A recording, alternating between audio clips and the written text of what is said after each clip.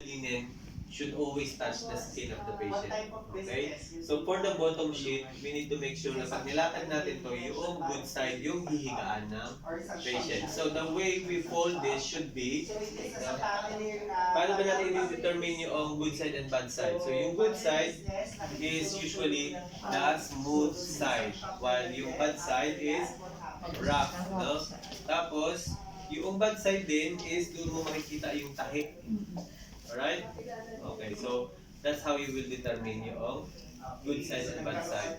So, para ma-make sure natin na pag nilatag natin to, ang hihigaan ng patient ay yung good side.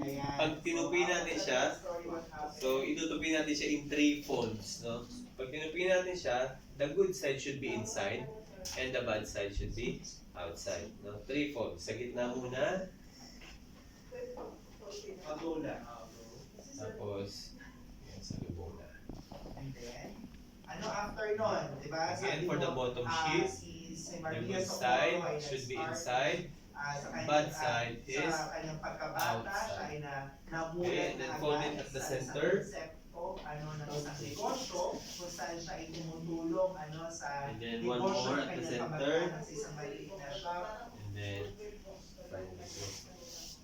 shop noon, which is very related doon sa kanyang negosyo. Okay? Most especially now before, the next sheet that we need to fold is ito na i-fold na natin according sa kung saan yung sunod-sunod na i-apply natin according sa sequence. So isunod na natin si draw sheet. Si draw sheet, ito. So, si draw sheet is being applied horizontally on the bed. No, pakalang. Okay? Anong purpose ba nito? At saan natin ito ba dapat i-apply? No?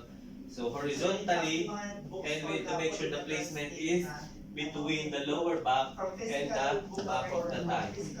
Okay, of the patient. Kasi, ito yung gagamitin natin to move the patient.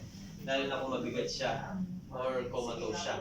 So, kailangan mo ng someone there on the other side, kung saan, kung halimbawa dumog sa bababa yung patient, hihilayin natin siya pataas ng gano'n. Okay, sabay. O kaya naman, ito-turn si patient, imumove mo muna sa either right or left, no? So, ito yung gagamitin.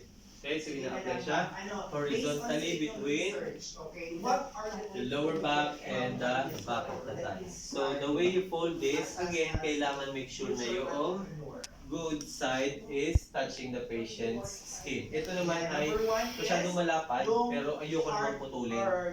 No? Ito piko na lang. Basta ganito yung size niya. Okay? Huwag mo na i-open yan kapag tinupi. So, fold mo yan sa gitna. Determination. Okay, kaya nga sabi natin hardworking. When you say the term hardworking, no matter what happens, you will still remain, okay? You will stand still, okay? Doon sa next is your you have the determination. draw sheet. Sorry, absorbent pad. Okay, so the purpose ito, ina-apply din to horizontally to the bed. Make sure that it catch the buttocks of the patient. So ito ay isang optional lang, no? Na nilalagay. Kung ang patient mo has some sort of incontinence, ano ba yung incontinence? Fluid. Yung hindi na nila mapigilang umihi automatic. Bigla na lang lumalabas. Okay? Kasi kung may ganun yung patient, para mataihan, maihian niya yung bedding, papalit ka na naman. Time consuming yan. Lalo sa hospital. Okay? So optional, lalo na kung ang patient ay may incontinence. Usually yung mga elderly. Tama ba? Or even yung mga young children. Okay? So the way you fold it is para parehas ng binong draw sheet. Okay.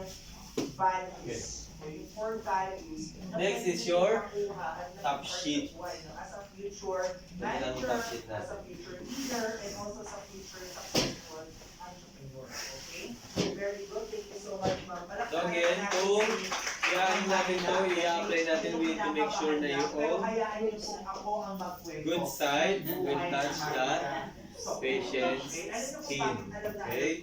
So therefore, ang pagtupi natin ito should be opposite ng bottom sheet. Kung saan, pagka tinupi natin siya, the good side should be outside and the bad side should be inside. Para pag inopen natin, no, yung good side lang ang magtatouch sa patient. Kasi ito ay magsiserve na para niya ding kumo, yung top sheet. Ay, imagine nyo ba guys? Ha? Nakakapalaw? Hello? Nakakapalaw? Ba't hinahina kayo? Si Maria Socorro, Kasi mas sa kabila.